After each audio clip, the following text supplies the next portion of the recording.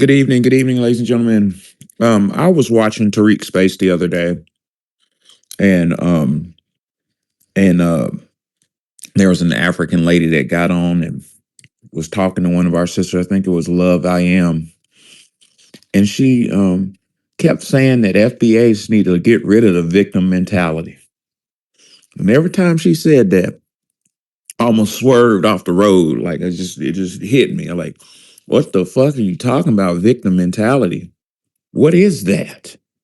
And it caused me to pop in a movie during one of my lectures and just do some research to try to find out how could she possibly say that. And it causes space. This space is not going to be real long tonight. I just wanted to kind of address that issue. It's just kind of been burning got under my skin a little bit because from my view, how could an immigrant who ran to America to find better opportunity tell me in my lineage who stood here and fight, still here standing here and fighting, that I got a victim mentality? No, I have a triumphant mentality. Well, what I discovered, guys, was quite interesting. We're gonna get to it in a moment. So the questions of the day is: can Africans criticize FBAs for having a victim mentality? Which leads to the question: did FBAs flee? Did we run away from the United States of America? Did we do that?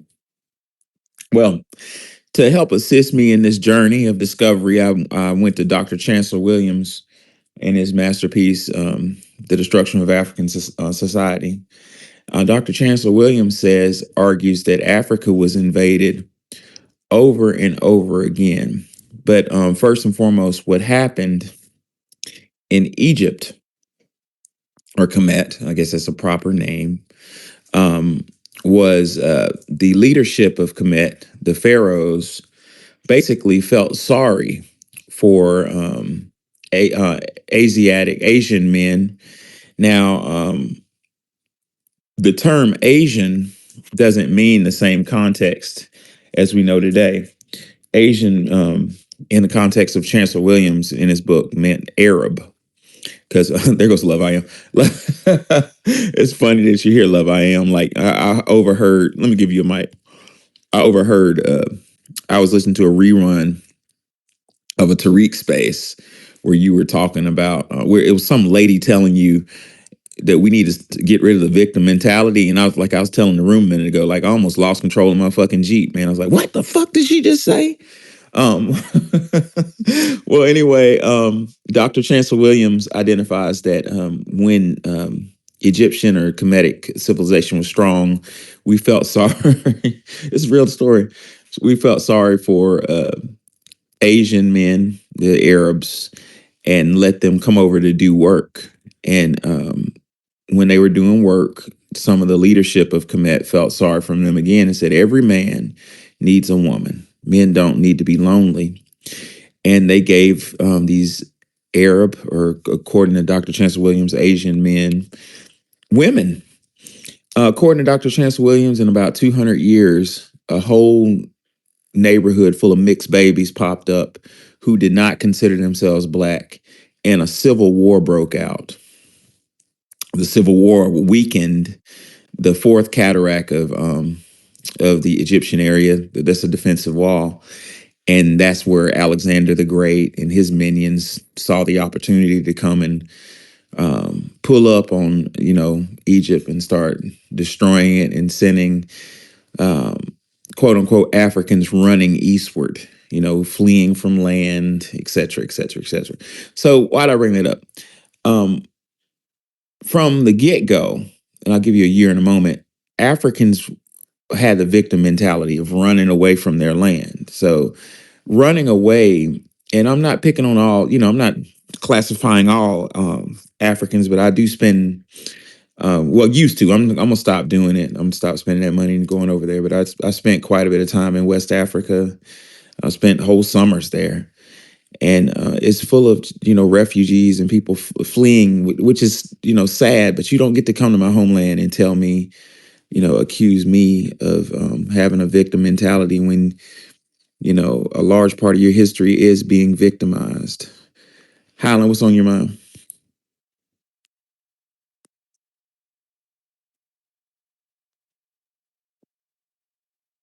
Highland, can you hear me? What's going on, Highland? How you doing, big dog? What's up here? Yeah, I was just trying to. I'm chilling like a villain. Yeah, I was trying to hear Love I Am's perspective on what you were talking about a second ago. Oh yeah. Let me give Love I Am a mic. Yeah, Love I Am. Could you brief us on the issue of that lady talking about we was victims? Man, that pissed me off. You got the mic. You got the floor, Love I Am. This was in Tariq's Oh space. yeah. Was this the Kenyan Oh woman? my God. Wait, so are you saying that when you were in the car, are you saying hearing her speak triggered you to that extent that you were Yeah, because she kept saying that shit. Y'all need to leave the victim mentality. Every time she said that shit, like I like Oh my slightly lost gosh. control of my car. I'm not trying to be funny, but Tariq had put me on speaker before she concluded. And it was took everything in my power not to come off mic. When I say my heart was beating fast, like these people, if you I wanted to see, I know that Tariq has like a kind of a threshold for his spaces, so I don't want to just I wanted Buzz it to wide open. I wanted to say something else too, is because if you notice, there was a white person that spoke before her and then she spoke. And I don't know if you notice the codependence between the two ideals. Do you know what I mean? Well, no, I didn't catch the space live. I caught a recording, and Oh. it's like kind of chopped up. So Oh, yeah, I didn't okay. catch that part. Yeah, they what I was saying is that the devaluation of Black American people is ridiculous to me at this point, because when I literally look at these other groups, they are we are very effective, and we have a lot of influence and a lot of reach. And I just think it's so funny that there's this there's this paternalism that comes from the African people and from the white people. They both do the same thing, and this is rooted in devaluing us. They refuse to allow us to be experts in our own experience. But when you do like a comparison of what all of our groups have contributed, we've in modern history, we have more to show for ourselves. I just think it's very interesting that that Kenyan woman, because she started trying to cut me off when I was talking Yeah, she was initially. talking down to you, Yeah, and it's like and she's a goddamn guest. exactly. And then she tried to qualify herself, saying she's been here for 20 years because I had said, if you just got here, shut the fuck up. Right. But ma'am, 20 years you just got here. You are not even generations. You're just one person here trying to surmise our entire experience through you're literally a refugee. Like Right. you're a 2005, vagabond. 20 years. Like what What? are we talking about? Yeah. I last time I was in West Africa, I spent summer 2023 there in Ghana, and we were driving through downtown Accra, their the most financial city on that side of Africa, and the way people were dressed. We drove through a neighborhood, people were dressed different. Was different. The culture was different. I was like, "What's going on? Why these people dressed differently?" And the driver was like, "Oh, these are people from uh, Liberia. Basically, the UN went through Liberia, and it was a civil war in Liberia, and the UN just scooped up thousands of people and said, 'Nope, can't live here anymore. You got to live in Ghana.'" I thought about that when she was talking down to you, saying you got a victim mentality. I was like, man, basically whole swaths of West Africa are victimized. How the fuck do you come over here because you were victimized? You're here because you were victimized. That's why you're here. If you weren't a victim, you would be standing on business, standing on two back home. Where you know what I'm saying? You're gonna come over here. That shit pissed me off so bad. I couldn't believe she could fix her mouth to say some shit like that. Highland, what's on your mind? Yeah, I was gonna say. I think she might have been emboldened by the white dude, like Sister Love I Am was saying.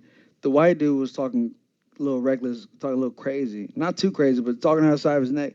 And then as soon as they do that, when white people do it, I feel like other immigrants and tethers kind of like latch onto that shit and like they feel emboldened by it. And it was kind of wild to me. I saw it from another perspective, like going down in real time. You know what I mean? Yeah, yeah. And you're right. There's always been a kind of what do you call it? A what's the word? Like some type of It's codependent thought. They are It's codependents. trying to gain acceptance to I think don't look at it as they're a code. It's male. a relationship, but I don't look at it as it can be codependent, but I look at stuff through a historical lens.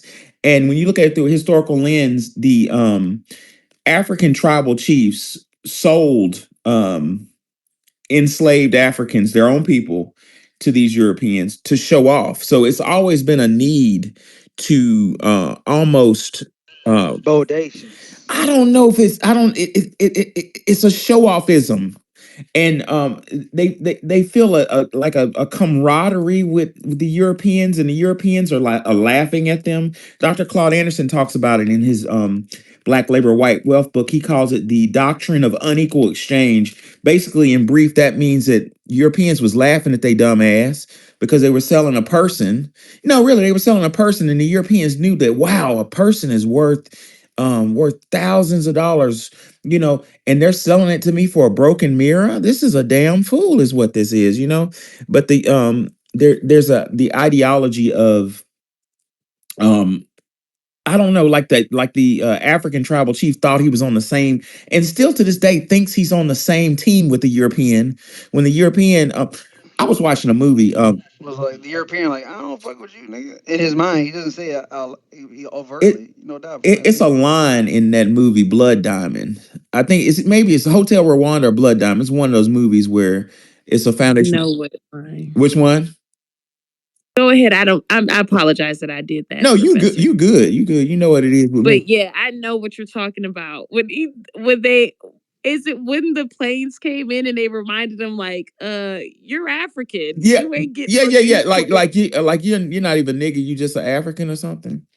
Yeah, Yes, yeah. Tell us what exactly. the line. I'm not really good at movies. I don't remember the line. I just know that they were actually there to get the Black Americans. That's the crazy part. They were there to get the Americans, and they literally said, "You're something to the effect of you African." Like, Yeah, you're not even a nigga. You ain't you just an African. But and no disrespect to the diaspora, no disrespect. But what I see in my profession, and in I live in Atlanta now. I see this so much is these people come over here and immediately align themselves with the dominant society and turn and laugh at us. It's just like Kofi Annan when he was getting his hair cut, and they were like, "We're sorry, we don't cut niggers' hair right. We don't cut niggers' hair here." And Kofi Annan said, "I'm not a nigger, I'm an African." Like, ha ha ha ha ha. Yeah, I'm not one of them. That shit pisses me off. Like, how do they think? Wani, can you shed some light on how they even think like that? Like what? Like, oh, you hey, nice to have you on.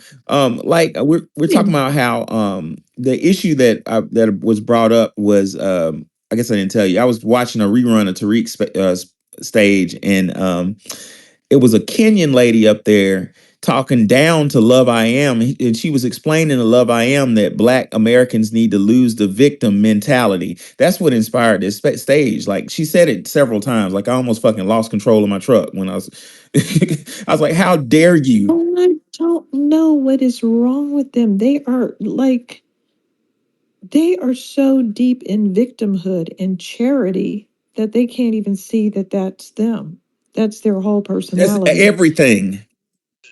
Yeah, that's the They're definition of very projection, they're always projecting, and the projections are so wild that I didn't even recognize them at first. I really had to say, "Hey, wait a minute, is that true?" But no, it's just pure projection. A Kenyan woman looking down on somebody and talking about victimhood, and that's all they do over there is boo-hoo and cry about different scenarios and beg for money. Walking around with half-dead babies on their backs, tricking the tourists and giving them money, all kind of, weird, diabolical scams. Just unbelievable. Yeah, And the sub issue that we brought up was how they come over to the states and align themselves with the dominant society against us, which is really why we've delineated. Like, why do they feel as though, I'm saying that the dominant society is their friend? Like, how? I mean, it's 2025. Surely they have the internet and they know a little bit about history. Like, it's so much I don't understand. You know, with that issue. Fuck all whites. What you think about it? Professor Wani, thank you. It's always a pleasure to be here. Yeah, man. I just wanted to say that I want to agree with Wani. They are in a perpetual state of victimhood, and they are also in a perpetual state of war. Personally, I don't think that the average Black American is armed with the necessary mindset to combat these people. Why? Because they are in a military mindset. They have a Right. military mindset. These people, they're at, like I said, they're in a perpetual state of war. You have to think about it. Every single country in Africa was recently liberated, and they had two sides of their liberation. They had a side that fought for freedom, and they had a side that fought against freedom. Both sides encompassed natives of that country, both sides. So these were all recent happenings. These things happened in the 1960s, 70s, and then after these countries were liberated, they had internal conflicts. After Nigeria gained liberation, they had a civil war that happened in the 1980s. Many of these civil wars are continually perpetuated till this very day. So you have millions upon millions upon millions of military and militia personnel that are in these places. They operate with a military mindset, and they have no loyalty. They have no loyalty or they have loyalty to places that we cannot fathom. They have loyalty to these mulattoes, these Arabs. They have loyalty to numerous countries. Africa is a war ground. It is a battleground. It is a colonial ground. It is a place where people are fighting for resources all over the country. I was just listening to this Pan-African conversation. There's no such thing as Pan-Africanism.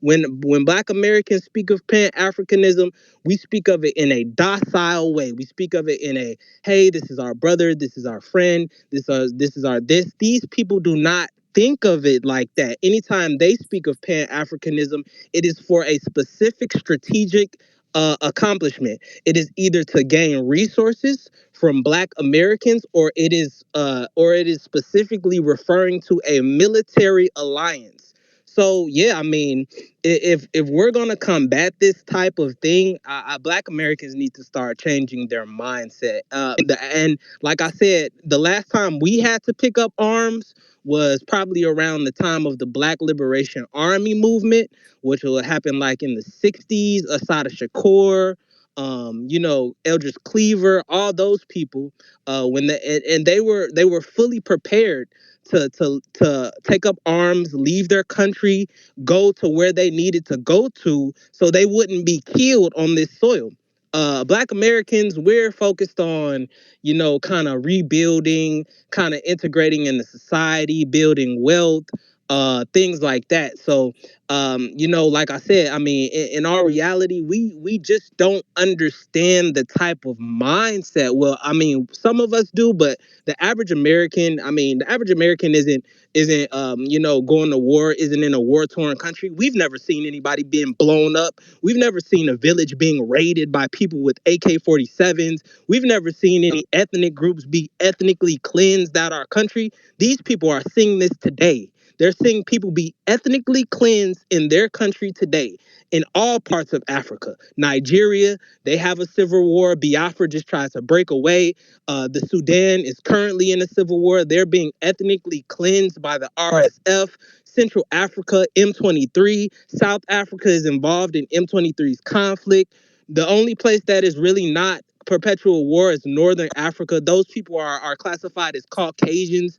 The African continent is really, I mean, we're dealing with a monster that many of us don't know what it's about. Many of us are not educated on what's going on this continent. We only think of we think that when we think of Africa, we think, oh, it's a bunch of people that look like us and they're being colonized by the white man. When really it's more than the white man. It's numerous countries. You got China, Asia, Arabs, all type of people are in on this continent vying for power, and all these black people are picking allegiances with these different countries. They're not being colonized, they are partnered with these people. And at the end of the day, not only is that all of these people are colonized with these people, but all of these people, no matter who they're colonized, no matter if they're going against each other, at the end of the day, they all see America as an enemy.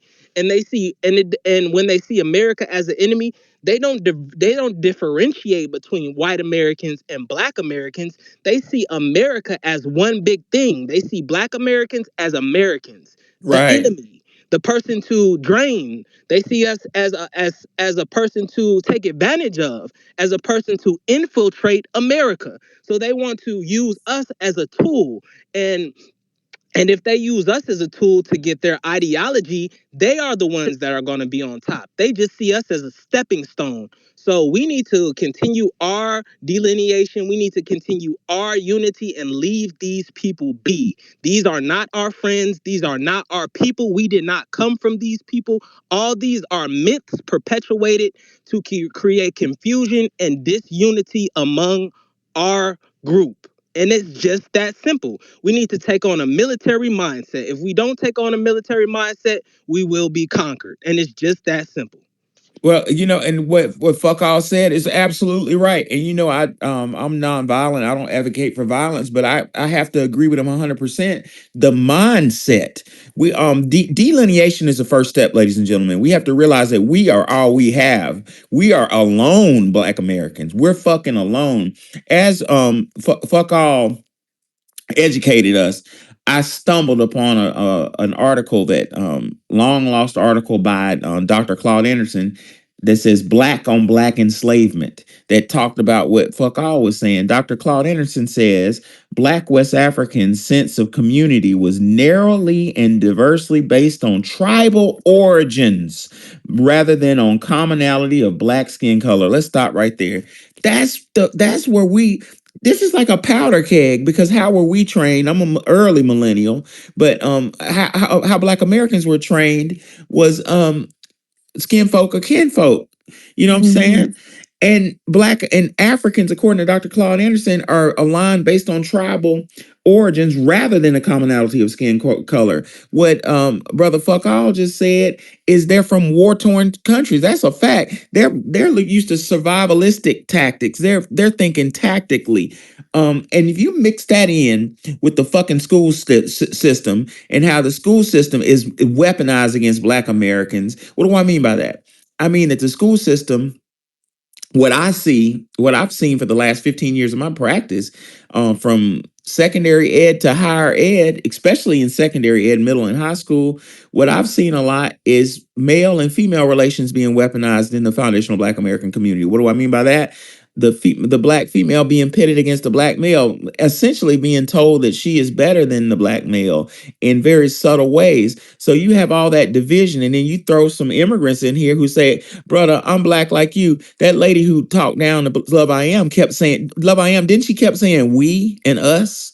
Didn't Tariq have to say, hold on, what you mean by we? It ain't Yeah, they have a sick mind. that she ain't no we. We are we. But these folks are not aligned with us, and we They're confused. That's why they go over to Ireland and argue with the Irish people about who's more Irish. And I don't know what their fate is going to be, but they deserve whatever they get. That's all I can say. The frustration that they have caused is just to a host country is And unbelievable. Professor, what can I interject? go Just to ahead. piggyback off the point that you made about black women being being made an enemy of black men. I will say that it's not only us who's targeted with that mindset. It is also white Americans who have been targeted with that mindset. And why? It's because they want to infiltrate the country. You have Oh multiple wow. other countries who want to infiltrate this country, and it's not just about about color. They want to take advantage of the government, and everyone is used as a tool. We do have our own internal conflicts between black and white Americans here in this country, but we are also facing other countries who want to take advantage of that specific conflict. Interesting. Now, a lot of people keep snapping me back to that reality, including our sister Wani. Like, wait a minute, that's not Black Americans, that's all Americans. But my focus, I'm defensive over foundational Black Americans because I feel like we're left alone and nobody's protecting us. So I kind of focus on us. But both of y'all are right. It is all. I'm glad. Fuck all that. That's deep as fuck. We're at war. The country is at some type of culture war that American culture has been dumbed down so far that we don't see that these immigrants come over here with a goddamn war mindset. For as far as I know, a lot of them could have been sent by their government to infiltrate and destroy us. I think Ilhan Omar is some type of splinter cell who made it to Congress, for Christ's sake. Rob the Whip, your military Uh, intelligence. Oh, go ahead, Wani. I was just going to say real fast. I remember when I was saying that because of our background as being enslaved and taking in anybody who, we had to work with all these different people from different places. We couldn't, discriminate. We couldn't say, hey, I'm from Senegal. I don't want to work with this person from Mali. So everybody was embraced, and we never stopped having that attitude. So that's number one. We Hmm. don't see outside people as strangers or foreigners or anything. We've been very welcoming, okay? So that's number one. Number two, a lot of the people coming from these other backgrounds, I would say most of them, feel that we're idiots. They feel that Americans are Right. idiots and naive and they're not They cutthroat. have that sense of superiority. And I don't know where it comes from, no doubt. Well, they feel that we're naive in a sense. Um, like they don't understand the trust. They don't understand some of the like the ethical things of us, trying to hire people based on merit instead of just hiring your family members. They don't get those types of things, so they take advantage of it. And they're certainly not living up to that standard that America set a long time ago. They're not living up to that. So we are going to have to adopt this what kind of mindset did you say? Yeah, that. Yeah. And somebody needs to show us how to do it because we've been raised with the ethical pan-African, everybody brown is our friend. Meanwhile, everybody else in the world is making these fine distinctions between their groups and acting on them. And we're sitting up there thinking everybody brown, Kamala, anybody tan rolling across the thing, even white people are being declared black or being part of our ethnic group. We're not making distinctions. And I've been one of the most, when I was asked to work with children, I looked at, a bunch of Southeast Asian children, like Southwest Asian children, like they're black. Of course, they're children of color. I'm going to help them. And plus, they were all wanted to be hip hop artists, but that's not the point. The point is that that they saw me as somebody that they wanted to help them, and I didn't see them as someone I should say, "Oh no, I don't want to help you." I panned everybody up together. I had everyone panned up. So it's very difficult for me to pull back and say, "Wait a minute, these people are dangerous toward us politically, not individually." I'm not going around like Yosemite Sam in the street shooting at everybody, but I realize that politically, a lot of these people can be very deadly and dangerous. Yeah. Yeah. America needs a political re-education. I never thought I would say this, but given the severity of the cultural warfare we're dealing with, Donald Trump is almost a perfect president for us right now. I'm sorry to say it, but we need some type of redirection on like fuck all white was talking about. These people are coming with warfare ideology. They are exploiting weaknesses and creating divide to conquer. You know what I'm saying? And we're allowing that shit to happen. Allowing people coming in to take over our tech sector from Eastern India, these vitriolic. I'm in Atlanta. Atlanta, I've never seen so many vitriolic West Africans. Like, god dang, like, But Dr. Claude Anderson says really clearly that tribal and extended family commitments rarely extended beyond the village compound. I'm going to say that shit one more time. In Africa is what he referred to. Quote, tribal and extended family commitments rarely extended beyond the village compound. That's the West African mindset. Is my village, my tribe, even a splinter cell within, a smaller focus group within my tribe, and fuck everybody else. And we letting them in, letting them into our fraternities, or letting them into our sororities, letting them into our colleges, letting them into our neighborhoods, and they're taking our shit over and kicking us out of it. When are we gonna learn? Rob the Whip, give me your military intelligence on this issue. What's the solution? So I think that we need to take a step back and think a little bit about how the world really works. When I was in, we would have what we call think tanks, and how to exploit the enemy and how the enemy thinks and how do we counteract that. So you got to look at, for the first time, I think this is a great thing. The internet is a great tool. It can be deadly or it can be a great tool. What I mean by that, we're in this room and we have the capability to reach across states and even countries and have this conversation.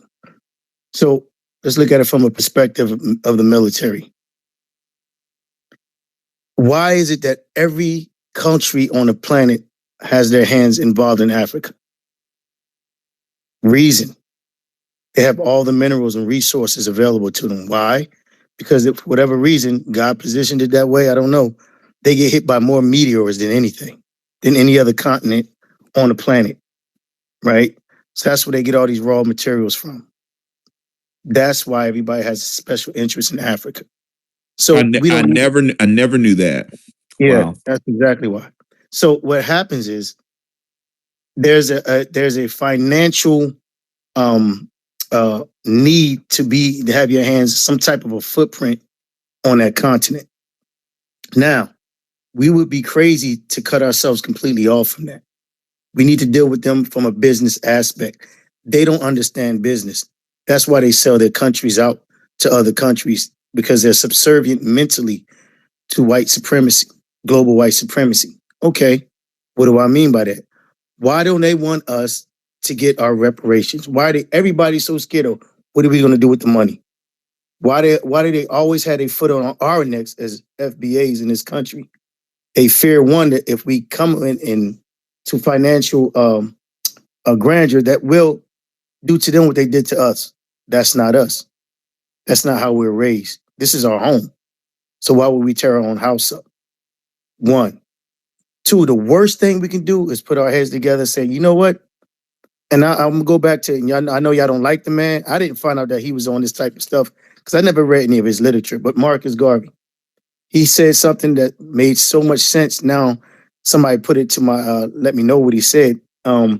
He had an idea that we should open our own trading company, meaning there are several abandoned shipping lanes, what do you call them, ports along the eastern and southern shores of America that have been abandoned. We as a people, we get this reparations. The worst thing we could do, or the best thing we can do, is put our money together and create our own shipping company and get involved in Africa, just like all these other countries do. Create our transporting raw minerals, materials. What are you going to do if you give some of the most creative people on the planet that everybody watches and everybody copies a bunch of money to create with? What do you think we're going to come up with? What do you think how many inventions you think are going to come out of that? Cars, new power sources. You understand what I'm saying? We are the most innovative and creative people on the planet, right? And we get the resources that are due to us, and then we get our own shipping lanes, and we have raw materials to create stuff with, right? Come on, man. We run this shit. We will, and we won't have to raise a hand to do it. We need to be able to fight because there's going to be a lot of animosity towards us as a people. But as long as we work within the confines of what the law says and we protect ourselves as a group, if anything crosses those lines, man, but we can't cut ourselves off from the continent of Africa. You got to look at the big picture. That's business. We don't have to deal with them, like we be the brother sister thing, like they tried. They tried to throw up at us, and the fugazi that came with that. But we Yeah, can do the little business. brother type shit. Yeah. Yeah, we can do business Well, and keep it just like that. you mentioned something earlier about Africa having all these resources and not managing them well. Dr. Claude Anderson wrote an article called "The Doctrine of Unequal Exchange" that goes in heavy on their ass. I'd suggest every last one of y'all read, but the meat of it, he says in the fourth paragraph, which goes like this, quote, "The self-destructive attitudes of the tribal chiefs have yet to be fully explained or understood." These are tribal chiefs of Africa. But, quote, "Historian Norman Combs offered one explanation as to why the chiefs so willingly traded their valuable resources to European and Arab traders. According to Combs, African tribal chiefs willingly participated in such questionable trade practices because West African economies were subsistence based and therefore people were satisfied with the status quo and saw no need to accumulate wealth and power. They were fucking balling, is what it was. They had all the food, all the women, all the gold, and they stupid ass was showing off to the European, and they didn't understand them. They didn't understand this person just came out the cave hungry as fuck and violent as hell, and these niggas out here showing off to them. We need to delineate from these folk because these folks sold us. And from what I see in my world of academia, ladies and gentlemen, they up in our colleges. Let me say that shit again. Historically black colleges, as far as I'm concerned, belong to me. You understand me? And they are up in our colleges showing off to the European at my goddamn college at my expense. Something needs to change. Ether, what's on your mind? Good day to the room. Can I be heard? Yes, sir. Yes. How y'all doing? Peace to the room. Hello, Wani again. And hey, Professor. First thing, I got your book in the mail, and I can't wait to read it. To my son here. We're really excited about that. Also, That makes me happy. And I have essays, and you can work with your son. It's a workbook. It's interactive. So I'm happy you got it. yes, and any other works that you got, I'll be happy to go ahead and just start a collection of that, man, because it's worth it. It really is. Yes, sir. I'm working on number two, and I will keep y'all posted on it. But if any of y'all wanted to purchase my book, I have more copies that came in the that came in order. What you need to do is put $25 on my Cash App. It's Our Story Publications. I'll put it in Jomatron shortly, and make sure you put your name and full address with zip code. In addition, I'm putting Wani Spots Cash App in the jumbotron as well. But I do appreciate it. And what was your submission, my friend? Yes, sir. Well, before I address the question, I also want to confirm with you, like, yeah, I'm also in Atlanta. I'm actually on the south side. They call it South Fulton now, but it used to be called College Park. Okay. And yeah, as far as the Africans here, I mean, just really anybody here, you don't know if you're talking to a black person or not. You really gotta like really talk to them to figure out who's who because you don't know who you're talking to. And Is a they dress like us, man. They have on Bape hoodies and Jordans. yeah. And you think you like messing with it, like, what's up, bro? But you're not. But Mm-hmm. go ahead. You probably know I'm new to Atlanta. Oh, it's man, look, when you really get to talking to people, and I kind of like, I don't just come out just, talking about, white supremacy and black empowerment. I just start, having these conversations and they kind of let me know what's really on their mind. They'll probably say something like, yeah, America is getting real bad. I'm thinking about moving to Africa. Or I'm gonna move to Mexico, and I'm like, "Where are you from, man? Where are your folks from?" "Oh man, I'm from Senegal." I was like, "Oh, I never knew that." I've had fallen out with people who I thought were black, but come to find out that they're Nigerian. you know, and they believe that whole straight black men or the white people or black people stuff. You know, it's real crazy.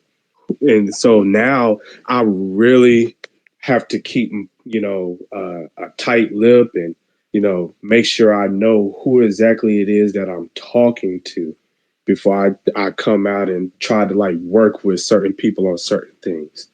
You know, Tell you something crazy that ties into our title about victim mentality. When let me think of how to phrase this. When we first moved to Atlanta, my wife got what well, let's just say we got a fancy a house in a fancy neighborhood, and both of us were at work a lot. We both work a lot.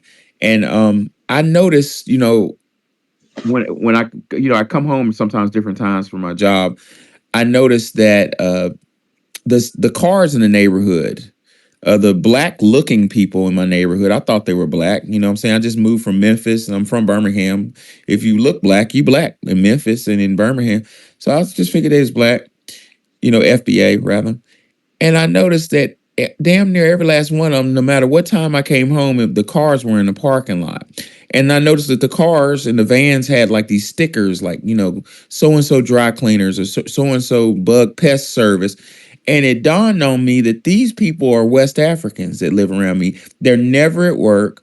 They have businesses. Their business trucks are never at It's a finesse. They came over here and got businesses. Hammer. Yes, they got scammed, and then my black ass going to work all day. You know what I'm saying? And they just chilling, scamming a goddamn business, man. That's called, you know what I'm saying? Uh, yeah.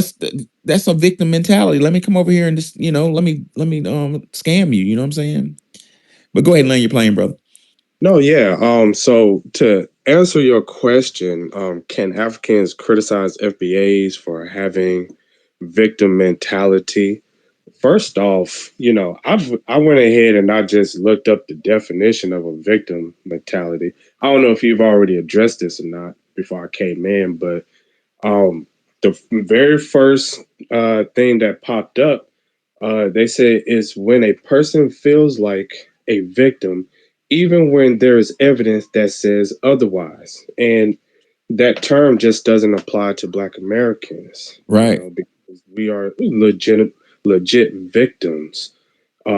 We're victims of pretty much everyone who comes to this country.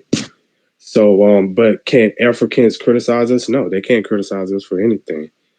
They're the reason why we are victims in the first place. If they had dealt with slavery over there, if they dealt with the Europeans and the Arabs and nipped that in the bud, we wouldn't even have to deal with that today. The world will look so much different right now. But also, they can't really criticize us because it would be hypocritical of them because they were victims in their homeland, or there are the Africans who are still there are victims there. And whenever you ask someone who fled, I'm like, okay, what happened? Why aren't you in your homeland? And they're always blaming it on something. They're always blaming it on the government. They're always blaming it on corruption, but they never really blame themselves and never, say, I'm just a beach ass nigga. They never actually like hold themselves to account. So it's a big projection whenever it comes to that. I don't take any African or anybody who is non-Black American seriously because literally every other group of people have this victim mentality where they always blaming somebody else. Black Americans are really the only people who look inward and self-reflect, and we really deal with our own problems. We're And sometimes, Hard honestly, detriment from we're, that. we're we're a little too hard on ourselves. We need to have more love for yes, ourselves. I was yeah, looking before this space, and I did a little research to try to find out. I knew that we kicked in the door to let melanated immigrants over here, but I was trying to find out a year. And what I found was 1965. But I wanted to, before you land your plane, I wanted to let you know that in the 1900s, in 1920, 1900 and 1920, the Congress had a quota. Did y'all know that Congress had laws that set immigration quotas, and the immigration quotas were racialized? And according to Dr. Howard Zinn, look, check this out. Quote, no African country could send more than 100 people. Do you know how different our situation would be in 2025 if we didn't kick in the door for that quota to be out the way? So I think a lot of these people owe us a thank you for kicking in that door. We kicked in the door and kicked in the same breath, kicked ourselves in the ass. Yes, we did. It Yep, was and we it. should have never did that. We need to Kick the learn a door lesson from in and that. we can shut the door. That's the good thing about it. Put a padlock on that motherfucker. Yep. Yeah, yeah. And the other question here, did FBAs flee America? Not really. The only ones who did were the ones who were confused about who they were. We were very much miseducated. Um, our parents and our grandparents were miseducated, mainly our parents when they went through that, and they kind of passed that down to us. And so, is some of us, who, really, really believed in it and they stood on it. Some of them left and they thought they was going to escape racism and everything, but no, FBAs didn't really flee. We didn't go nowhere for the most part because we understand that ain't really nothing over there that we ain't gonna run into that's over here. You know, running away isn't really our culture here. So yeah, that's all. I'm just gonna let my plane right there. Yeah. Go ahead, one. I just wanted to, add some extra information. Um, on the Underground Railroad, people ended up in Canada. Very small amount of Black Americans did this. A handful of Black Americans ended up in Mexico. Very few Black Americans ended up in. I'm not sure how many people when it went over there to found. Some of them were Caribbean though. Went to found Liberia. That's not running away though. That's founding a country, agreeing to settle somewhere else. So we really have a lot of retention. We have not fled in mass. So that's very interesting. We really haven't. Just a handful of people here and there, like very small amounts. They said some people went to Haiti at some point, and that they're still viewed as not Haitians, by the way. Oh yeah, and the whole Canada thing. I lived in Rochester, New York. I was stationed there for a year, and Rochester is on Lake Ontario. And anyway, long story short, um, uh, it's a lot of Frederick Douglass is the Underground Railroad ended in Rochester. People don't talk about that. Frederick Douglass is buried in Rochester. Whole lot of Black history there. And just to address the Black people in Canada wanting, you know what I found out? A lot of the Black people in Canada were Black men who, off the Underground Railroad, made their way to Buffalo, New York, and to Niagara Falls, New York. And they ended up falling in love or getting a white woman pregnant in Canada. That's why they ended up in Canada. So I wouldn't consider that fleeing. I would consider that falling in love, or having a little bit Oh, too much so they fun. really they went to basically Buffalo Yeah, yeah, yeah, yeah. first. Yep. Oh, that's interesting. And then some of them just ended up over the border. Right. Buffalo and Niagara. Because Yep. I thought maybe they didn't understand that the Underground Railroad went further than the United States. I never knew exactly why they ended up in Canada. That's interesting. Yeah, there's a whole lot of that still going on today. Mm-hmm. The cross-border love affairs. Mm-hmm. Still, yep. The Canadian white women to this day love brothers. They love them. The Black. What's on your mind?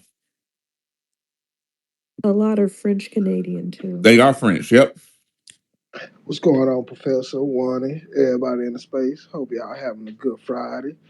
Yes, Uh, sir. oh Lord, I'm tired of these Africans and other people that just float around in their floats, trying to find a new place to siphon resources and cry and take people identities. These people are degenerates. I see why the white folks was thinking the way they was thinking back then. Cause these folks are uncivilized. They don't have no decorum, and they want to latch on to us so bad because they know the white man is no longer giving a damn. And we was the only one holding them back from really just slapping them upside their head and stopping them from eating monkey meat. And that's what they really want to do. They just want us to keep on sending them rice aid and let them go in their little bushes and hunt down their monkeys. And hey, I'm all for it right now. Cause at the end of the day, they ain't gonna learn. It's been we been here 600-700 years after slavery. I mean less than 400-500 years after slavery, and we done civilized and most of the world, industrialized most of the world, and these folks still living in tiki huts and mud huts painted with poo. With Kaka, all can't get right. That's what I'm gonna call him. All can't get right. Yeah. Thank you, my brother Highland. Know what I'm saying? They're my Texas brother. Yeah, they can't get right. Just mud painted walls with poo, and they think they better than us and think they can dictate what we can call ourselves, and it's very disrespectful. I feel like they don't even have the right to just come in our spaces and question our scholars and our intellectuals because it's a waste of their time. We could be learning some high levels university knowledge that we can give back to our children and the rest of our community. But we steady trying to not convince, but let these people know that we are different and the different nuances that we have. We ain't saying that we all the way different. We just saying we not y'all because y'all don't practice the same lifestyle and cultural practices that we do. But they don't understand that. It's like, no, nigga, you are African. You come from us. I'm like, no, most of y'all come from the bushes. It was hiding. And when the white man came, y'all thought he was God because he brought a couple of y'all villages some running Some water. silver and shit, and some Yeah. armor, on a horseback. Man, you gonna go on somewhere? Yeah, like I'm confused and I'm really upset that we continue to entertain this. But I know we need some type of entertainment, and it is fun slapping these folks upside the head with some educational prowess. But at the same time, it's just I'm tired of the abuse. It's like when you have a toy that you wanted all year and you got it for Christmas, and then after you got it, you played with it for about 2 weeks and you realize the commercial was lying to you. The toys didn't do the same actions that it said it did. You had to buy extra bells and whistles and some batteries that you didn't even know about, but they didn't tell you on the box either. So you feel like you got robbed because you was fantasizing getting this toy all year, and now you ain't got it no more because these fools done tricked you. Yeah, they done tricked us with this Pan African food, We got and it tastes hoodwinked. nasty. I don't want no more. And I'm done African with it. foo. What I'll is land that? there. I hope everybody have a good night. I wanted to say something real quick about Kanye has made a lot of posts, very Uh-oh. inflammatory posts, basically calling everybody a fat Jew nigger. Uh-oh. And I'm I blending it think he up got a new together. album coming. That's how he promoted. Y'all talking cash Okay. money shit, goddamn. Well, Come on, he's yeah. so he made a bunch of comments, and Jewish people have come out and said that his comments are offensive and anti Semitic, correct? I mean, they are. It doesn't get any more anti Semitic than that. But where's our people? Why are our bitch ass people not saying something? This is I'm where gonna let we have we to gotta let Ye do his thing we have because they did the to same thing with Kyrie. My no no love. no no no. Our people need to be saying something about the comments he made about Black Americans. I don't care about Jewish people. They have their own shit going on. They have their own legal people. So that's why we have to have our own new structure for Black Americans. And that's part of what we're building. People like Arthur Watkins and others will be building these legal funds so we can go after people legally and make it hurt. Yeah, Kanye too. He doesn't get to say that we're killing each other and we don't have fathers and all the rest of the bullshit when there's plenty of evidence to the contrary. He's got all the white supremacists down in the comments having a field day, having a great time at everyone's expense.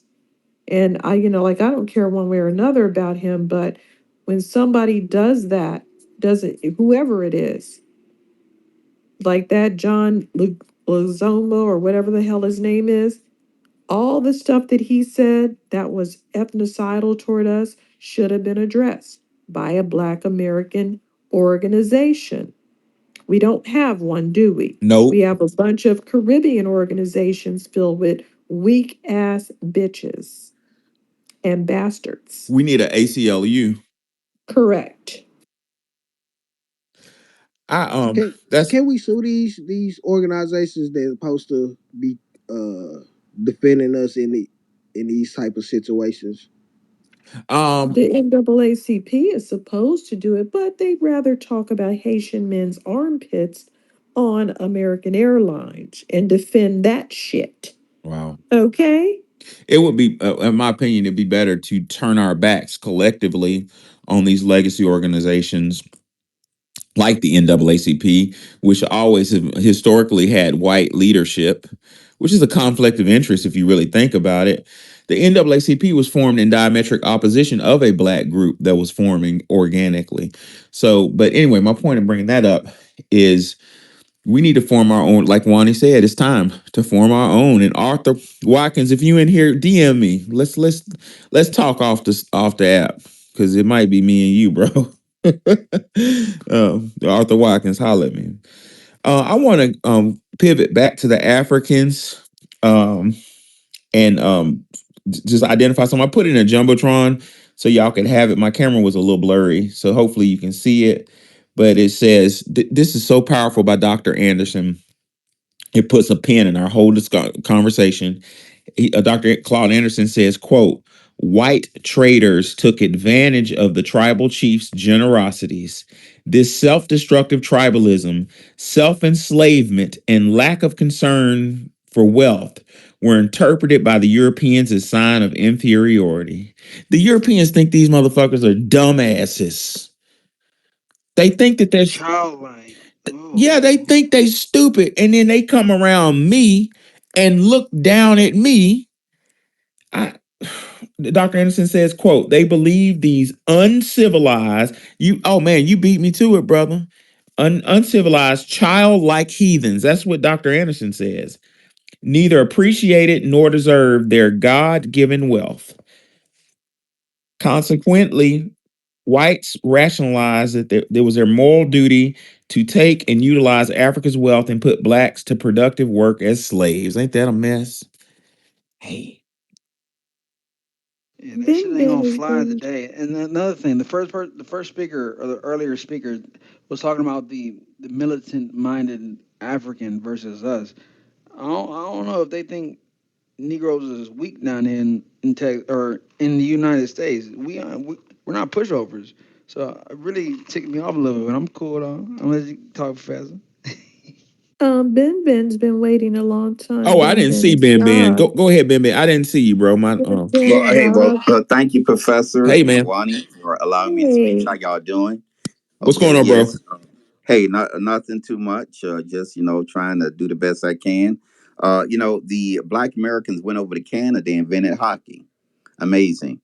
Rarely do we hear the Black Americans getting credit for it, uh, inventing hockey, which so many white people love. Uh, you know, I'm glad we are having this discussion. If we were to have it 25 years from now, it might be too late. It just might be too late because currently, right now, with the CBC, about most of them are from the Caribbean. I think that's it. The majority of them are from the Caribbean. Maybe five are descendants of American chattel slavery. And these people are making decisions for us. If they were making good decisions for us, they would have been for uh, stricter uh, immigration enforcement. They are not. Even people like Al Sharpton, he is not. Neither is Roland Martin. He is not for stricter enforcement of immigration, also. So they are not representing us well. And this continues to be the case. And so I'm just thankful that we are waking up as a people. Thank you very much.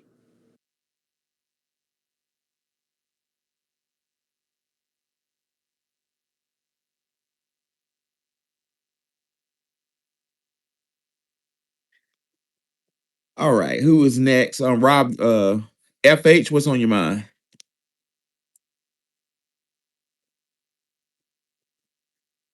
FH, can you hear me? Oh, Can oh, you hear me now? oh, yes, sir. I thought my thing glitched. Go ahead, bro. Okay. I'm going to kind of revert back to some of the things that you all said. Uh, First of all, not just can Africans criticize FBAs. I live in Florida, down in Tampa, so we have a lot of Latinos and people from Barbados, not a lot of Africans. And what happened to me this week? I go to the gym just about every morning. By the way, I'm from Plains, Georgia, Jimmy Carter country, but I've been living in Tampa most of my life. And I went to the gym a few days ago and I worked out with this Cuban guy.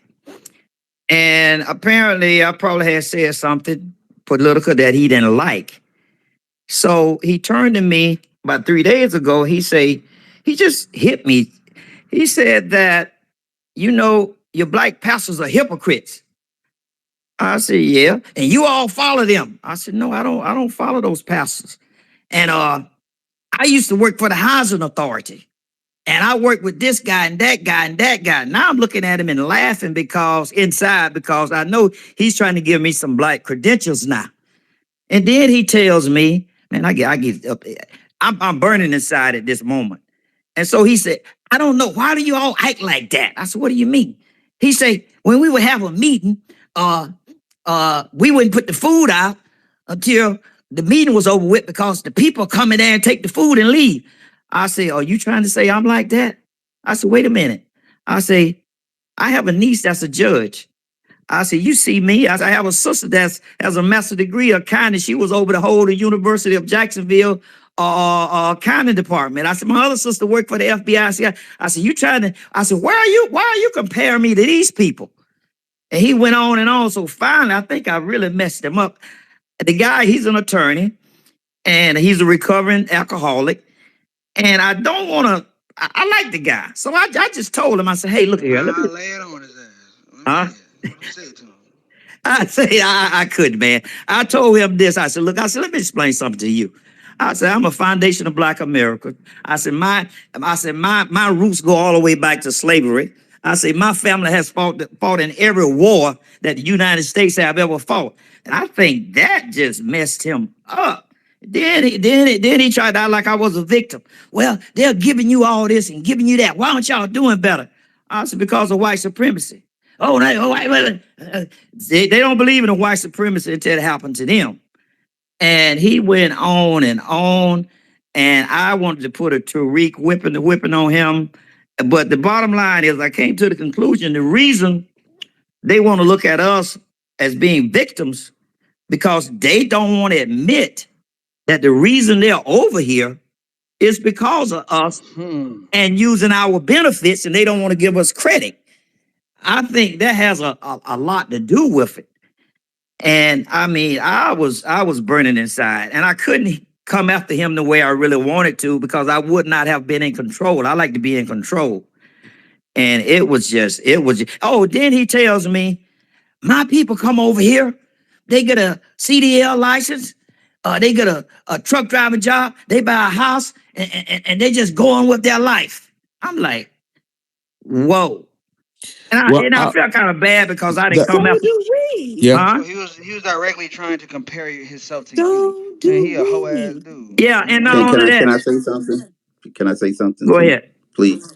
Oh, let me just say this: the Cubans would not have been able to come over here had it not been for the fight for of the black Americans fighting the 1965 I, I know this. Immigration Act. yeah, that's No, that what no, I was no, saying no, wait, earlier. no, You're no, right. no. Let me You're right. no. Wait a minute. Let me land. Go The ahead. 1965 Immigration Act was done by Johnson with the input of the civil rights leaders, which I believe they made a mistake on this one, and they encouraged Johnson to allow uh, all people to come over. Then, after he did the 1965 uh, Immigration Act, he did the 1966 Cuban Adjustment Act, Okay. which allowed Cubans specifically to come over. Had the civil rights leaders, I believe this is what they should have done, had the civil rights leaders told Johnson, okay, no, hold off on immigration from all of these countries, I do not believe he would have done the 1966 Cuban Adjustment Act. So the Cubans are over here, many of them are over here, partially due to the civil rights struggle, which they don't know that history. Thank you. Well, if you look back, and that's exactly what I said earlier, 1965, and he's right. In 1920, according to Dr. Howard Zinn, passing laws setting immigration quotas. The quotas favored Anglo-Saxons, kept out black and yellow people. It says it limited severely the coming of Latins, Slavs, and Jews. So it severely, the law severely limited Latin Americans coming over here. So you're right, Ben. If that law wasn't passed, America would be a different place. Now, the Democratic Party would throw a fit at that statement I just made, but just being pragmatic, if you look at it, it's very logical to say it would have been benefited foundational Black Americans had that law not been passed. We're gonna go to Miss Stacy and then Rob the Whip. Or Fire Nagy, and then Rob the Whip. Hey, you guys. I'm Hey, sorry, I'm tired. what's going on, Stacy? Not much. I had dozed off earlier. I was in the space earlier, and some of them, Tethers was in there just talking crazy, and I had to get out. I said, I just can't take it. They was being super. They was being very patient with them and kept letting them speak, and I was tired of hearing it. But as far as this question, no, they cannot criticize us for having a victim mentality. Um, it's a deflection. It is a projection, absolute projection. I feel like because they come over here, they want to be so close to what they possibly can. And what they do to me, what I've noticed, and then I just realized something today listening to one of them. Wani was in there. She know um, this fool. There was a girl in there, and I guess he kept calling her mulatto, and he said something to her to the effect Religious. of being mulatto. He kept just, kind of coming for her or whatever. And I said, that's it. This dude they kept saying like, we think we're better and all that. And I'm like, that's why they act like that. Because when we explain to them that we had an ethnogenesis, that we are not African, they want us to be African so bad because we are not pure Africans. We have so much other blood in us, and they're mad that they don't. Yeah, They want some of that white in it's Yeah, them. it's race obvious. relations. Stacy, It's disgusting. where it becomes obvious, Stacy. Mhm. Take a trip to West Africa. When you get to when welcome home, when they say welcome home, wait till you get off that fucking plane and walk down the street in anywhere in Nigeria. It can be Nigeria, it can be Ghana. Walk around in West Africa, you'll realize right away that them ain't us. It's not us. We are so mixed up that we have a distinct look. Look at Love I Am. Look at Wani. Look at me. Look at you, Stace. We have a different look. Look at Highland. We got a totally different phenotype than West Africa. Look at Scottie Pippen. Yeah. Right. I mean, and, you know, it kind of makes me think of Trevor Noah. I saw a documentary with him, and you know, they were showing his mom, and you know how it was saying, and he had went back to visit his mom at home, and you know, and she was happy to have a child by a white man. You know, like she did it on purpose. She wanted that half white child. So it's just when I listen to the vitriol these fools have for us, and it drives me crazy how, because they want to be so close to this white privilege so bad, they're delusional. They have actually alluded in their own minds that they have it. They come in our spaces, you're hosting, and they're telling you to be quiet and let them talk. I was listening to, I didn't get to finish, I don't always get to finish listening to Tariq at night because I be having to go to bed. But you know, I You're fall not asleep. alone. That's all of us. Yeah. So this morning, Crashing out in the Yeah. space. this morning I was listening to the one with the Kenyan lady. Oh, that It's like shit the pissed me off so bad. heifer. When I heard it this morning, I said the nerve of this heifer. She and had the nerve. I was flabbergasted because for her to sit up there, first she trying to educate us. And I hate when they come in and telling us what we already know, for one. And they try to act like it's like they've learned this new history about us. And then she was really condescending. She just kind of was like trying to say, you know, it was low key shade she was throwing. Like, she kept trying to us and we, and I'm like, bitch, are you French too? Because what's this we talking Hey, about? Stacey, did you hear it when she talked? That's what was the inspiration for this space. Did you hear it when she told Love I Am that she got a victim mentality? Yes. And then kept trying to act like, buzzwords.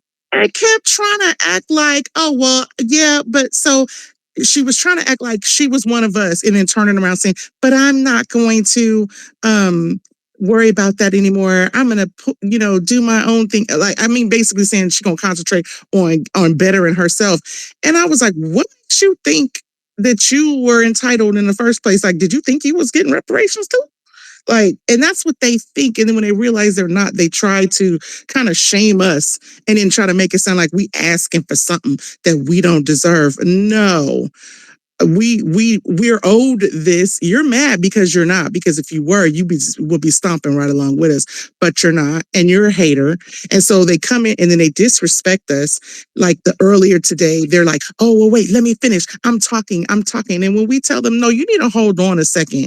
You know, wait your turn. They're the ones who they always want to interrupt when somebody's talking. You could be getting a good point in, and then all of a sudden they want to cut you off, and they think, and then they're babbling and then they're talking in circles saying the same crap.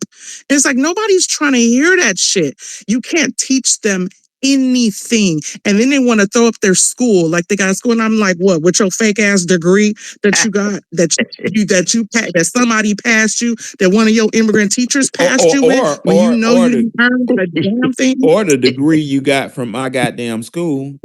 Yeah, and then I've even heard about somebody making up a fake degree online and then practicing being a doctor, and they found out he wasn't a real doctor. That shit was on the news.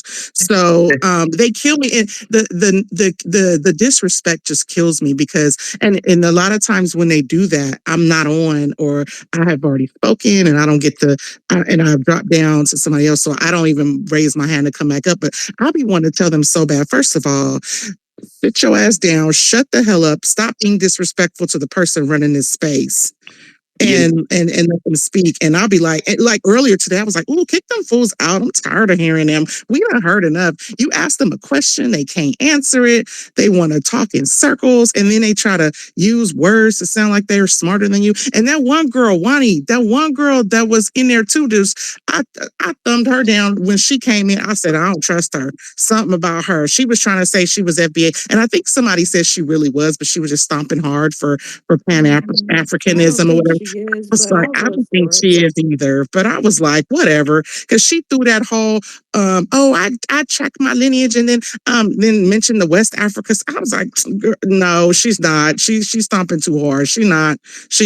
But and when they can't trace their lineage, or when they can't say where they're from, it kills me when they be on Tariq's space and they be like, well, and well, we already know the clues. Oh, Yeah. I'm from it's somewhere up north, and then they try to throw another state in there, Yeah. and then you just be like, okay, Well, well, well, typical. We already the know this. Either reason you're the fine, you're in here. problem Fine. the Mm-hmm. problem is if you look at Dr.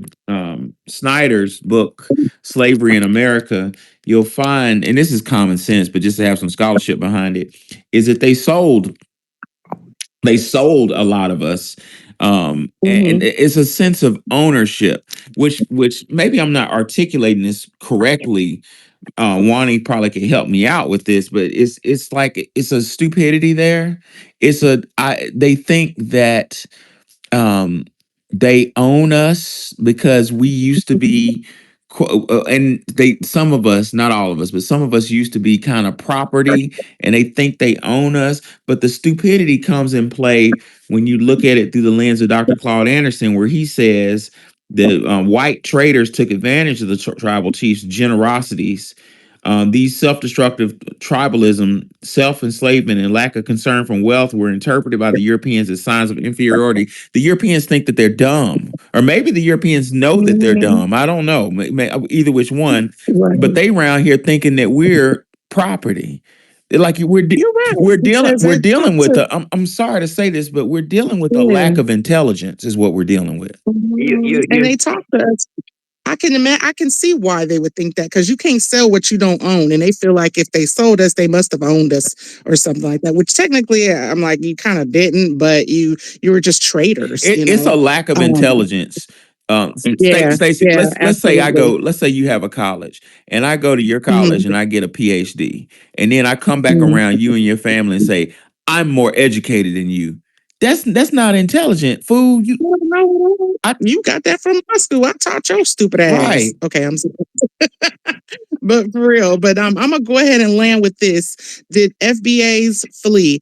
Hell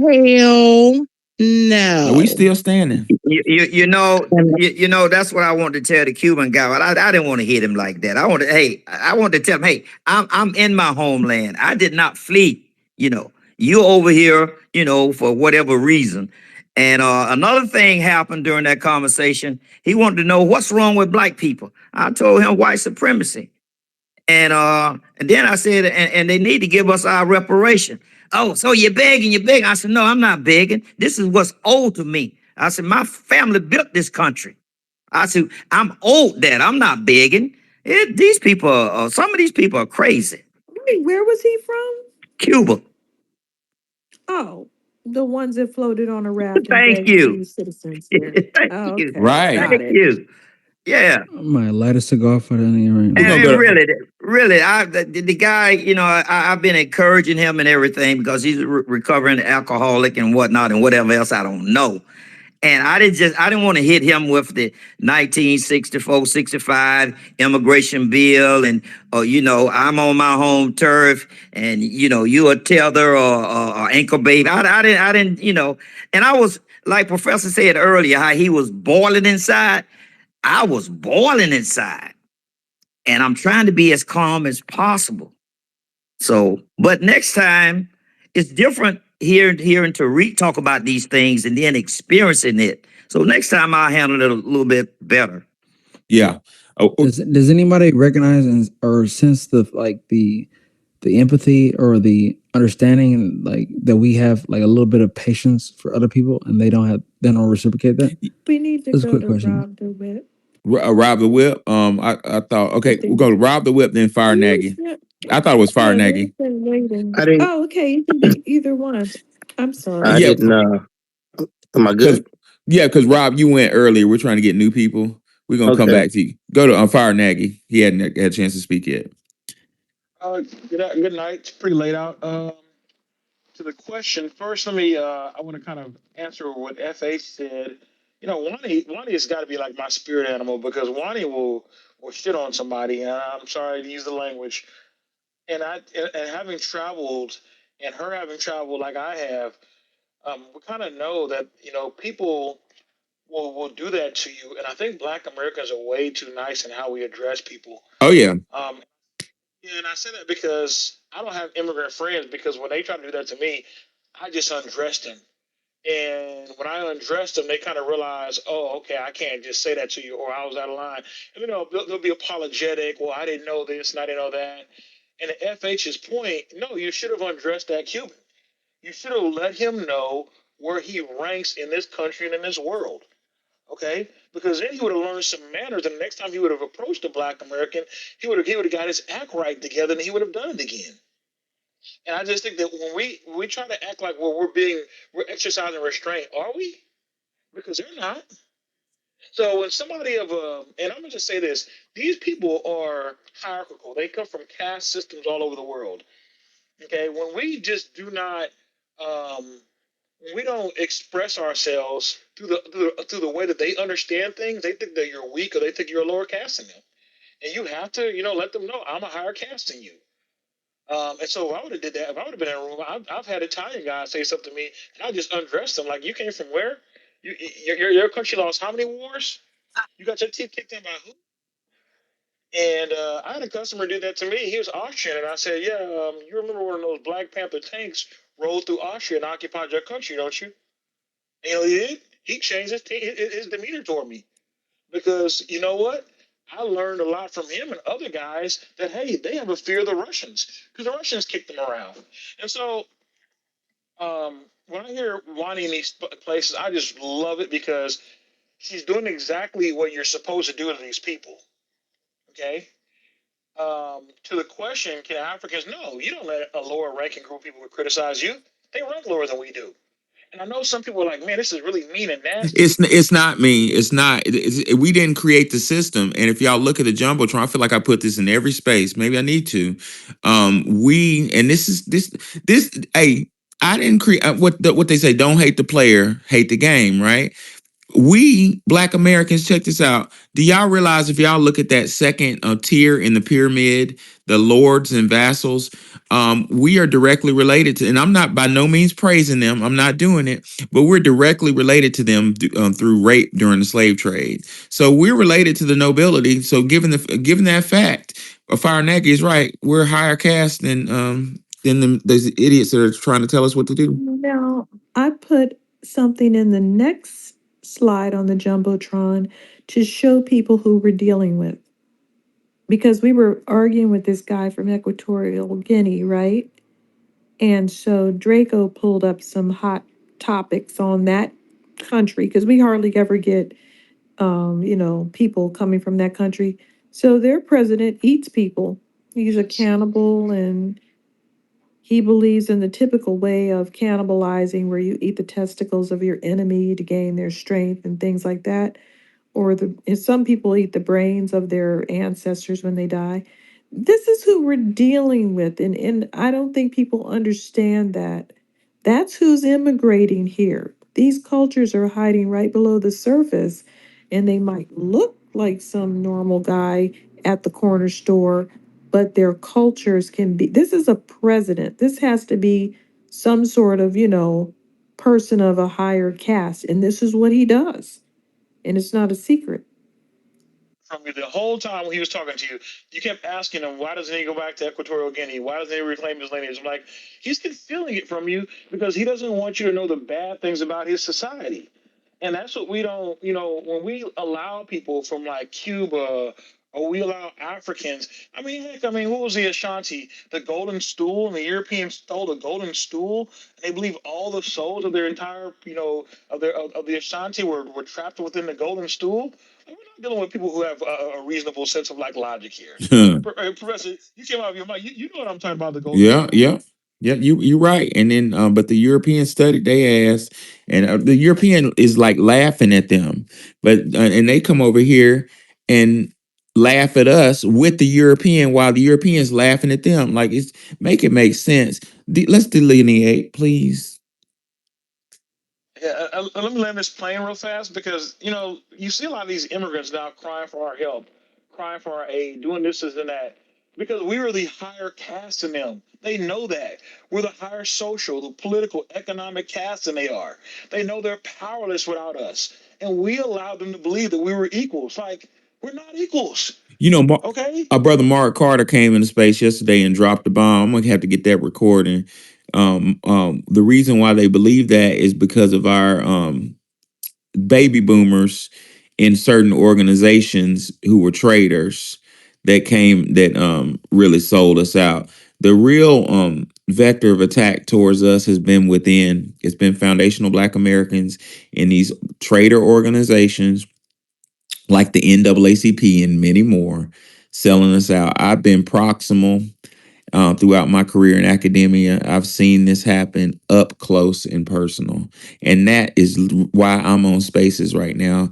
The best job I've ever had in my life, I had to sit and watch baby boomer Black administrators with their fancy PhD and absolutely nothing, PhD in basket weaving, sell out Black children who are from the projects across the street from the university, just trying to make it, selling them out for somebody from West Africa, selling them out from some diversity student from the dominant society neighborhood. And I just couldn't understand it. But due to your intelligence and your insight, I understand it now. Rob, what's on your mind?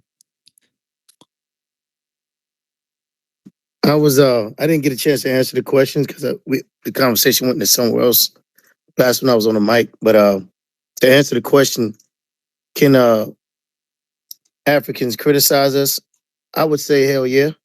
I would say let them criticize us, but how them, and like any other culture does, they criticize us. But when we know our history, we can sit there and not only just rebuttal, but teach, because a lot of them just don't know. A lot of them, they've been fed a line of bullshit.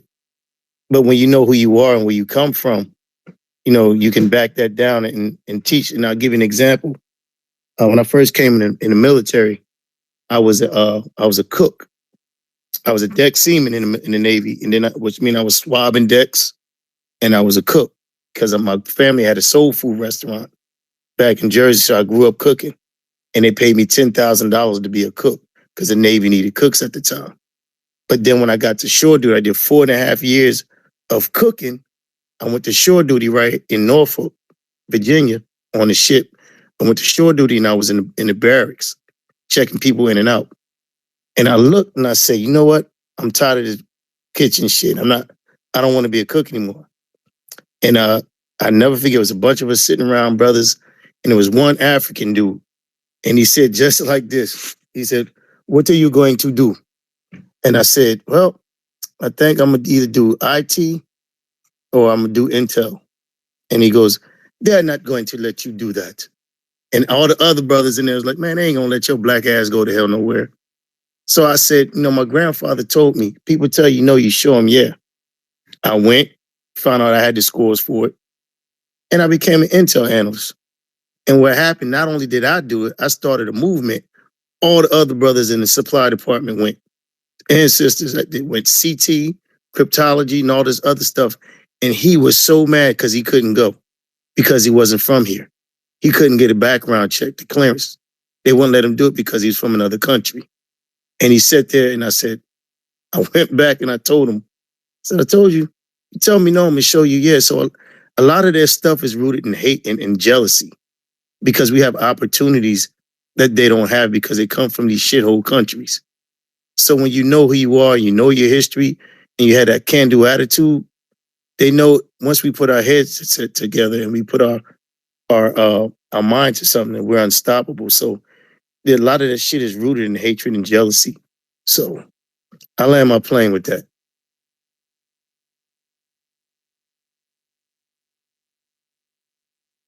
Yeah, thank you for my submission. Thank you for your submission. My mute button got stuck for a second. We're gonna do. If you want to speak, raise your hand. Agent Zero. Let's see. Go ahead, Agent Zero, and then we'll have the Queen Needy didn't speak. Agent Zero, Queen Needy, and I don't know, Robbie Blue. Did you want to have last words? Okay, go ahead, Agent. What's going on, Professor? What's up, Wani? What's going on, room? To address the question, I would say we don't have a victim mentality. We have a we don't take shit mentality. If you step Facts. to us, we're gonna step to you. We're gonna step to you mentality. And everybody else that come here that feel some kind of way about us, they know that they're not built like that. They don't have it in them. It's not in their DNA. They know, and they know they're defeated, and they know we're not. And with that, I land my plane. Yeah, no cap. We're gonna go to. I just saw you, Doctor Your Highness. So we're gonna go to. Yeah, I'm here. Go to Doctor Your Highness. You've been waiting a while. Peace, Hey, guys. Peace, guys. Peace, Wani. Peace, Professor Allen, and all my FBA brothers and sisters. I just wanted to say well, first, I just wanted to say that we have to really, all of our nieces, nephews, our children, please make sure that let them know of their greatness right here on American soil. Let them also know never let someone that comes from somewhere else try to, demoralize you or put you on a lower, caste. My daughter, she was she graduated eighth grade. Before she graduated eighth grade, she had a few West African students in her class, and she would tell me how the teachers would kind of make them like watch the kids. Like they would go to the bathroom and they would send the West African students to, watch the children. The West African students would tell on the children and always kind of be trying to get them in trouble. And, it was just always these little weird things that they would do that would position them over our children.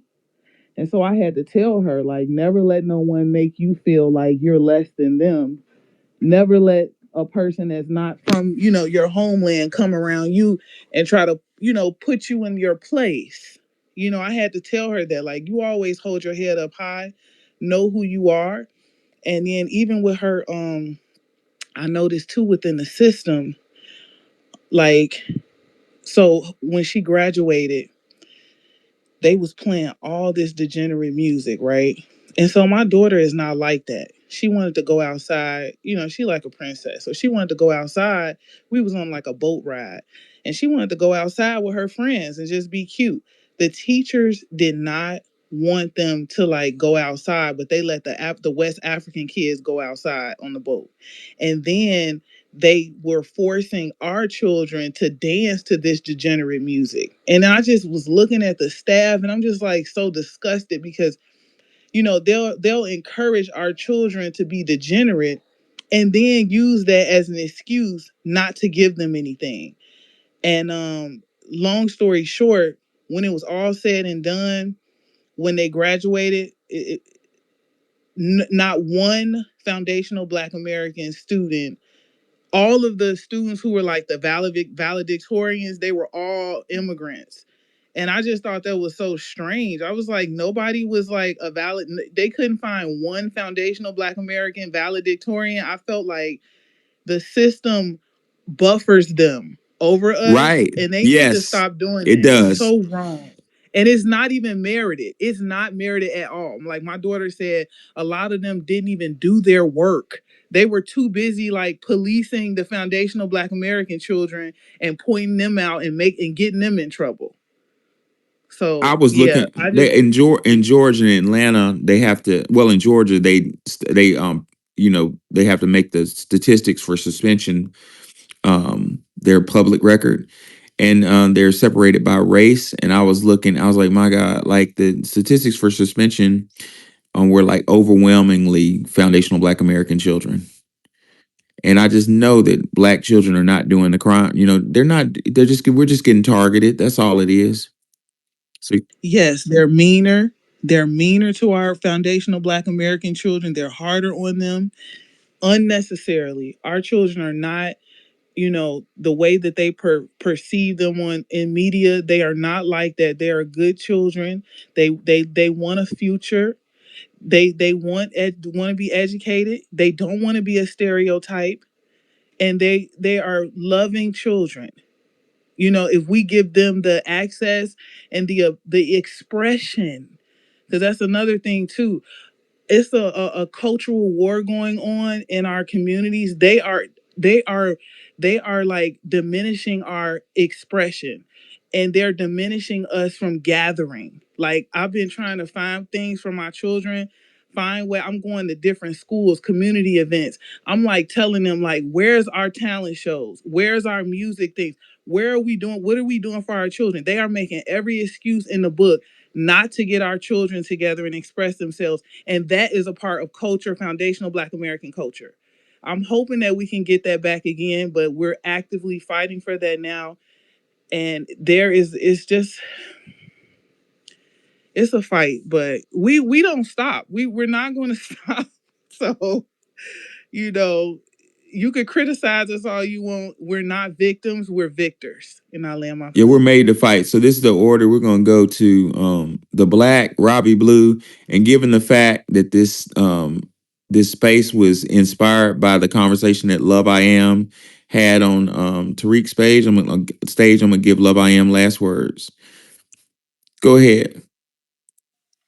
The professor Oh, do I didn't see you, Quentin Nene. I don't be seeing y'all. Yeah, I was just about to say I didn't see you, love. I'm sorry. Go ahead, Queen Nene. no. I'm about to say what happened. I know I'm short, but dang. um, hello, hi, Professor. Hi, Miss Bunny. Hope you guys are doing well. Professor, I want to let you know I already put the little cash out information in the comment section, Okay. so you don't have to do that. What was I gonna say? To answer the question, can Africans criticize FBAs for having victim mentality? First of all, we don't have victim mentality. We never have victim mentality. Right.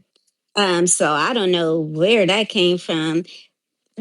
A lot of their hate comes from jealousy. Mm-hmm. You feel what I'm saying? It's jealousy. And it's crazy that this is a topic, because this, I'm gonna be real quick because I know other people got to sleep.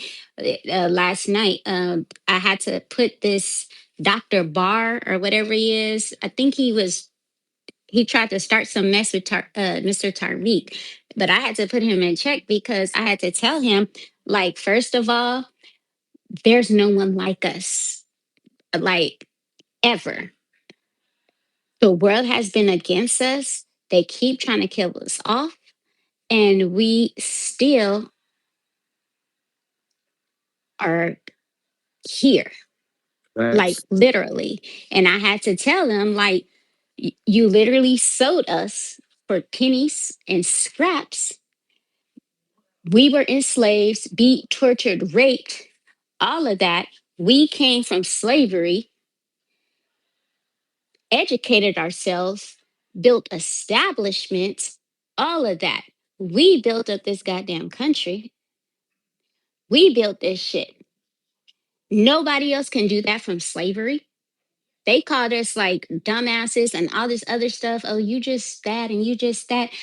Okay, we built railroads. We built the White House. That white motherfucking White House been standing for centuries. Facts. That takes knowledge. That takes motherfucking education.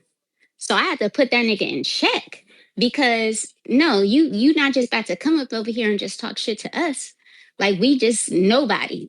But I just wanted to say that. And yeah, I'm not about to go on and on and on, but you can ask the black, because he was up in there, because I was, yeah, I had to do a little something on him. And what's the next question? Did FBAs flee? No, we did not flee. We were sold, and we persevered, and we keep persevering with everything that they keep throwing at us. We gonna keep persevering. So y'all keep remembering that, kings and queens. We are the shit. Don't let nobody talk down on you. That's all I gotta say. Oh yeah, there are whole groups that are dead, wiped out. That was hit less than us. I mean, wasn't hit as hard. Look at the airwalks. All of the airwalks are dead. Columbus wiped them all out. We still standing. And in my opinion, I think we're stronger than we've ever been. You know. Um, let's see. I can't tell. Keep your hands up. That's what part of the problem is. I lose when you. Okay, so it was Love I Am. We're gonna go to Robbie Blue. Go ahead, Robbie. Uh, good evening, Professor. Good evening, Wani. Shout out to the space. I'll make my words short and sweet. Um, in the midst of all of this confusion going on with people choosing sides, because my mom used to say, the Bible say, choose ye this day who you gonna serve. Well, we don't have to make any choices because we're not victims. I mean, first off, when somebody says that, that's projecting. And as you notice, the white supremacists are showing their victim mentality, the tethers are showing their victim mentality. So it seems like everyone is gathering their army against us, but I promise you they're going to get swallowed up by the Red Sea. There was a quote that I read. It said, "The bad thing is nothing lasts forever, but the good thing is nothing lasts forever." This is just a season. I feel deep in my spirit, our That's deep, delineation is Robbie. different. And I'm feeling like, I'm gonna be honest with you, I love America. We are the foundation, but I feel like we need to separate spiritually from Babylon.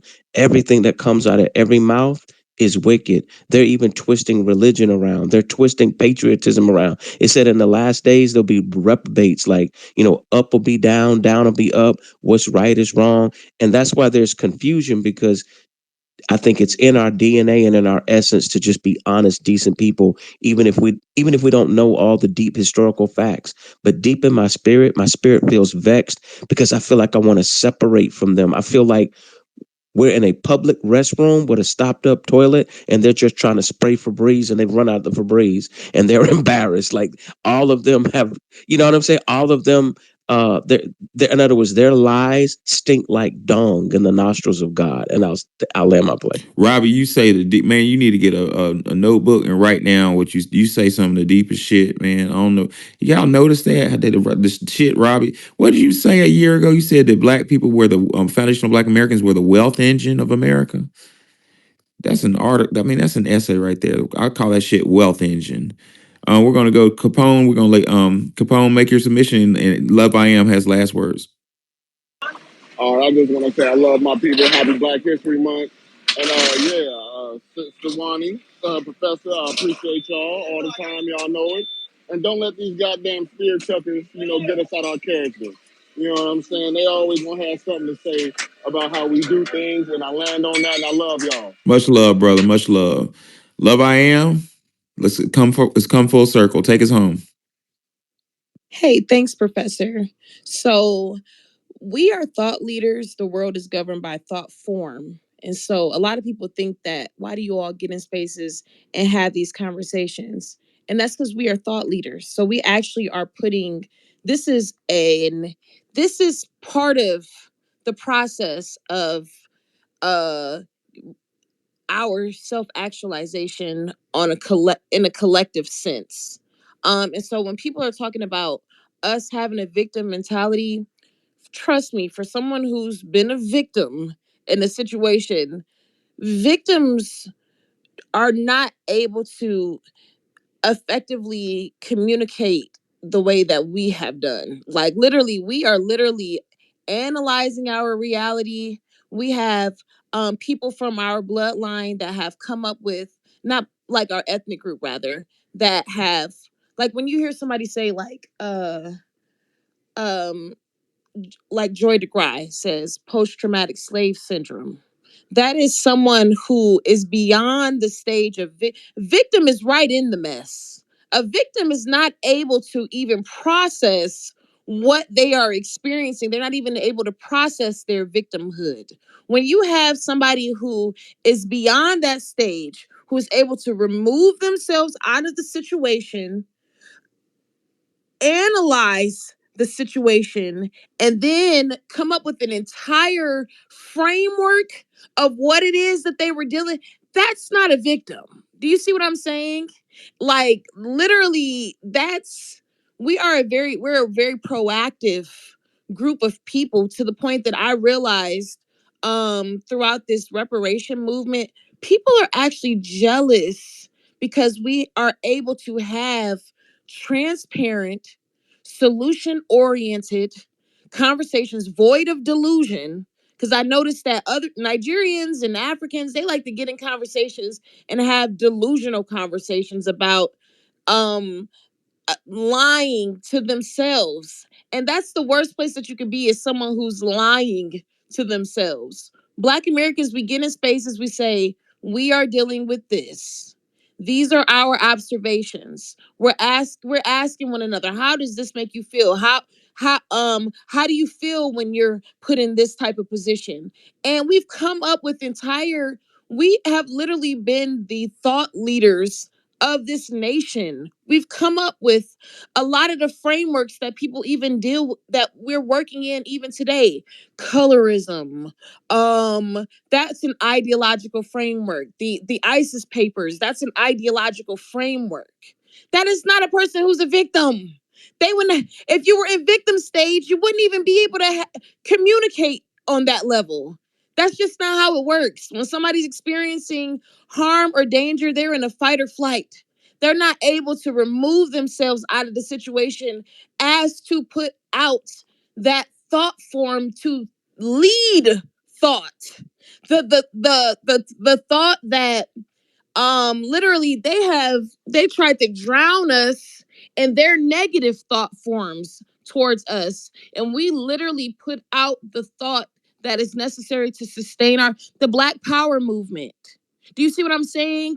Like, these are things, this is a consciousness that is coming out of, they were concerned about a Messiah coming out of, they concerned about a Christ consciousness. The CIA is concerned about a consciousness Right. coming out of our bloodline. We are thought leaders. Everyone else just wants to get in where they fit in. They want, like, it's a silent call for conformity, and they've never been able to get us to conform.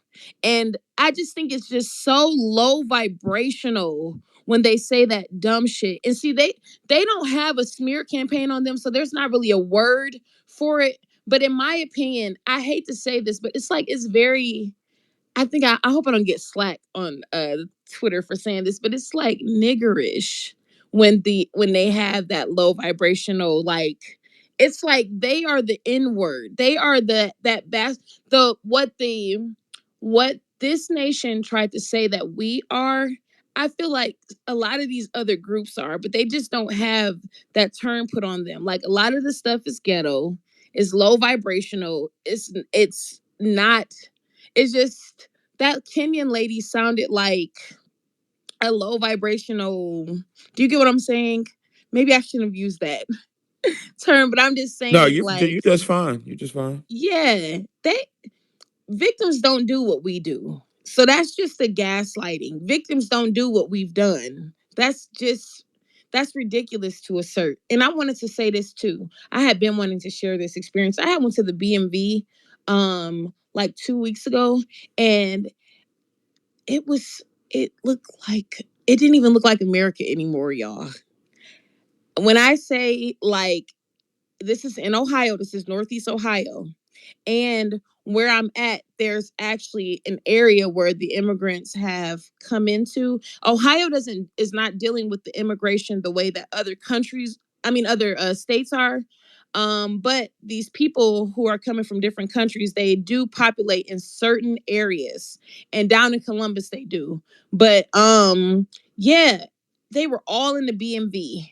And I had been to the BMV prior to Trump's inauguration, but really close to it.